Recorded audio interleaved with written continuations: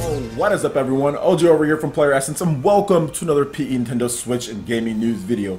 Already been a pretty busy Wednesday for you guys, but we definitely have some more news, so let's go in and get right into it. So, Dragon's Crown Pro is coming to the West in spring 2018, fresh with updated visuals and presentation, including 4K support. So, Dragon's Crown Pro will launch on the PlayStation 4 in the Americas and in Europe in spring 2018, publisher Atlas has announced. It will cost $49.99 with $64.99 CAD. Now in Japan, Dragon's Crown Pro will launch for the PlayStation 4 on February 8th, 2018. Here is the overview of the game, because a lot of you PlayStation 4 owners who maybe missed this one on the PS Vita or PS3 might want to check it out. So this is a remaster of the 2013 acclaimed 2D hack and slash couch co-op beat-em-up action game from Vanillaware and Atlas. Will be returning to the PlayStation 4 and PlayStation 4 Pro in 2018 for $49.99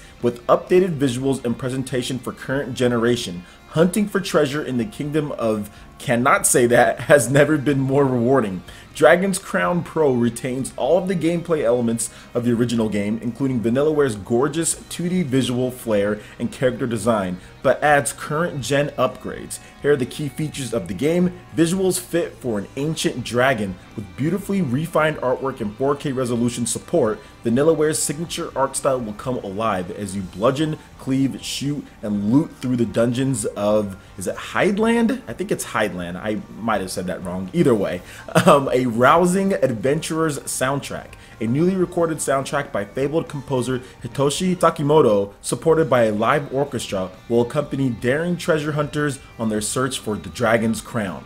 Glorious presentation. Rejoice, because English and Japanese audio options will now be available, plus the game text will be localized in French, Italian, German, and Spanish. All of the royal bells and whistles. If you already own Dragon's Crown, your saves won't go to waste. There will be online crossplay and cross-save compatibility with existing PS3 and Vita versions. Oh, and all the patches, features, and Storyteller's Voice Pack DLC from the original game will be included.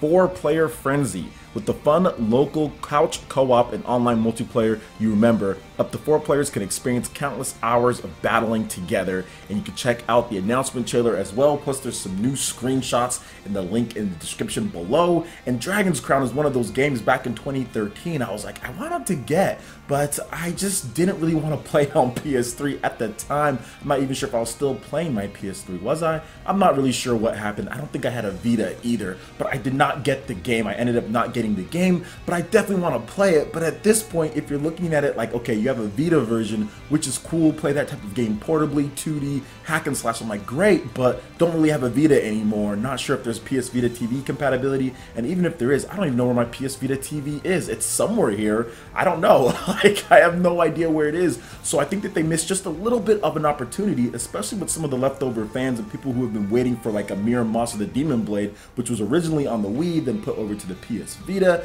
Like, I thought that they missed a little bit of an opportunity to bring this game over to the PS4 and also the Nintendo Switch, but at the same time, it's still cool. It's coming to the PlayStation 4. I'll probably just wait to see if it ever gets ported, just so I can have that portable functionality like I would like with the PS Vita version, but also that console functionality as well, being able to play it anywhere. But we'll have to wait and see. But either way, it's looking great. I like all the updates. The visuals are great. The music is going to be awesome. I remember the original game had great music as well. The visuals are looking nice and bright and vibrant. It's just a cool game. Great controls. I remember one of my friends playing it back in the day. Don't remember who. He was on my friends list. He was always playing that game. But yeah, it's looking good. Spring 2018 as far as North America and Europe. February in terms of Japan. So what do you guys think about Dragon's Crown Pro as far as for the PlayStation 4 and the PlayStation 4 Pro? Let me know your thoughts in the comment section below. Alright, and out of nowhere, we have a surprise announcement for 4Kids, which is launching on December 7th, that is tomorrow, in North America, and December 18th in Europe. Switch Breakdance game gets a release date. 4Kids will launch on the Switch via the Nintendo eShop on December 7th in North America and December 18th in Europe. Is that Mergy? I'm not sure how to say that. M-E-R-J, Merging Media and HoloLabs has announced. The Breakdance battle game promises unique, freestyle gameplay, rhythm challenges, and multiplayer sessions. It features hand-drawn graphics by award-winning animator John and an original soundtrack by Scratch DJ and producer Kid Cola. It uses innovative controls that enable freedom and dynamic scoring system that rewards moves based on musicality, originality, and style. Players will build up a crew of breakdancers, unlock new characters and locations across the city, and perform hundreds of different moves in countless combinations. We've got a release date announcement trailer as well for North America and also for Europe. So Floor Kids is one of the most interesting indie games or most interesting eShop games to come to this system yet, because it is a music rhythm game, but it's breakdancing. I'm not sure if I've ever played a music rhythm game that has breakdancing as far as like the main visual style. You know, I've played games where there's breakdancing in like the background, I mean, stuff like that, but I've never played a game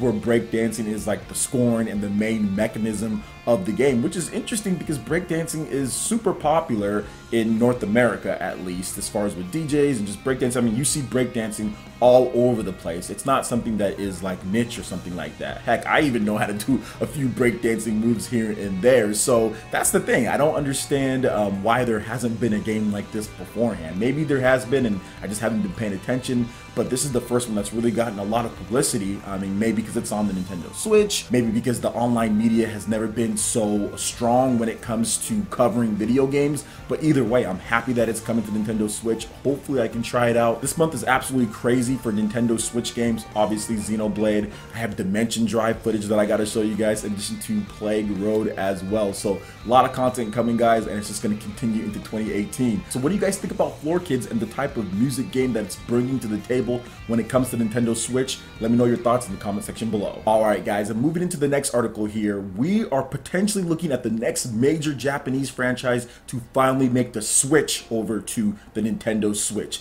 Japanese Nintendo on Twitter is reporting that next week's issue of Famitsu Weekly promises a new Yokai Watch series scoops. So plural, scoops, or maybe just means a big new Yokai Watch scoop. And he says, oh my gosh, it's happening. So shout outs to Japanese Nintendo on Twitter. Make sure you guys all go follow him because he is awesome on Twitter. But yes, I do want to talk about this because Yokai Watch has just been in the weirdest situation. And I have levied some criticism on Level 5 as far as how they handled getting this franchise from Japan to America. And I honestly think that Yokai Watch was just not handled correctly. They waited way too long to bring it over in the age of the internet. But let's talk about this just for those who don't know what Yokai Watch is, or maybe are unclear or didn't watch my channel beforehand or anything like that. So Yokai Watch is essentially not a Pokemon clone, but a type of Pokemon game to where like you're a dude and like you collect different yokais or Japanese spirits that can do different powers, and you collect them and you battle with them, and there's all sorts of stuff and adventures that you go on, and it's like an RPG.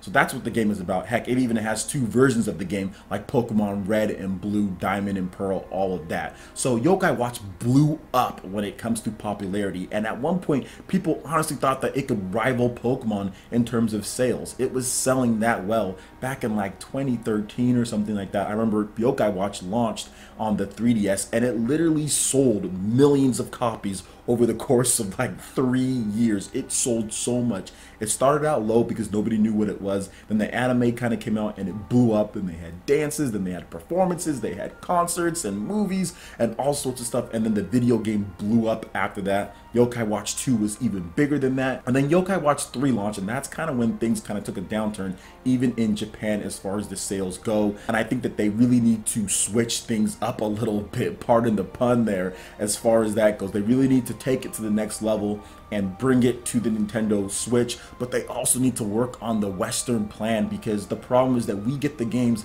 like a year and a half to 2 years later. We see the internet, people import. You can't wait that long when you're trying to get a franchise super popular, especially in this day of the internet where everyone can go online and see what games are going on. You can import games way easier than before. They really need to make sure that they get, if they can, a worldwide launch. Now the Pokemon Company realized realized this and started launching their games worldwide when it comes to Pokemon X and Y and everything after that. None of this have to wait a year or 6 months or 7 months, especially with this style of game. You need to make sure that you get it out, hype it up. Worldwide launches is the way to go if you want to make sure that this franchise goes forward, because I didn't buy the games because I've been looking at it for years upon years and I just got tired. By the time it finally launched and Nintendo brought it over via their publishing, I'm just like, you know, whatever. So if they can really catch my attention and bring it out in a timely fashion, even if you can't get it day one or day and date with the Japanese launch when it comes to Yokai Watch on the Switch, if this is happening,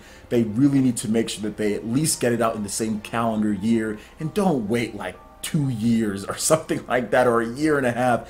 Get it out at the same time, hype it up. Who cares if we're not watching the anime or it's not at the same point or anything like that? And I guarantee you Switch owners will be all about that if it's a good game, and Yokai Watch is a good game. It's a good game from what I've seen. So what do you guys think about Yokai Watch seemingly coming to the Nintendo Switch here? We've got to wait for the official announcement, but it seems like it's happening, or at least some type of new Yokai Watch. We do know that Level 5 did say that they are working on a new Yokai Watch game, and it's probably going to be for the Nintendo Switch because the other Yokai Watch games always came to Nintendo 3DS and they want it on a portable system. The Switch is definitely that. Inazuma 11 and other titles from Level 5 are also coming over to the Nintendo Switch. So what do you guys think about all this? What are you excited about? What do you want to see in the game? Let me know your thoughts in the comment section below. Alright Ninja, that wraps it up for this video here. Go ahead and check out the links in the description below. We've got Facebook, we've got Twitter. Go ahead and give us a like and a follow on our social media.